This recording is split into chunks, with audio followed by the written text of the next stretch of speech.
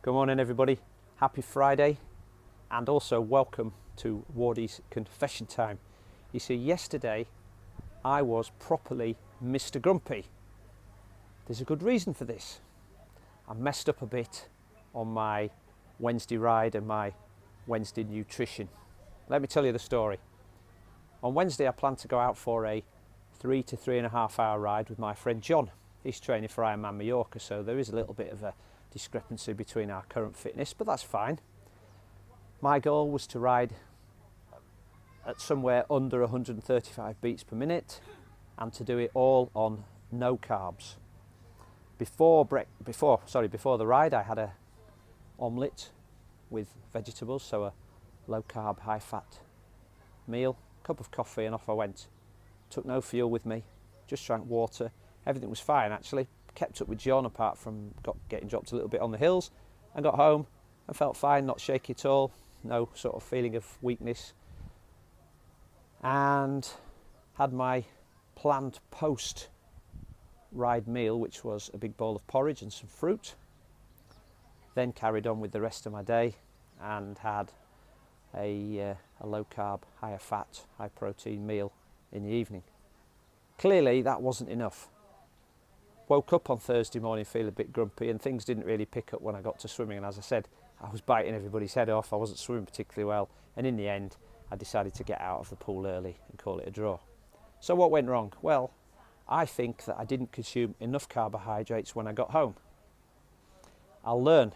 In future I'll be consuming a bit more. Tomorrow morning I have Survival Saturday, and so today I will have a big pizza for my dinner to make sure I'm adequately fueled up so I can give it my best shot in the morning for 2 hours, which will also be a no carb training session.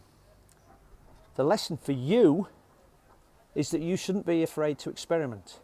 It would have been all too easy for me to listen to people who said, oh, you don't want to try that low carb, high fat, it'll work out wrong, you'll get it wrong, you'll end up bonking, it's not going to be good for you in the long run. I disagree. I'm trying to find out what my limits are. So far I've managed 3.25 hours without carbohydrates. It's just that my post-training fueling went a little awry, and I'll put that right for future occasions.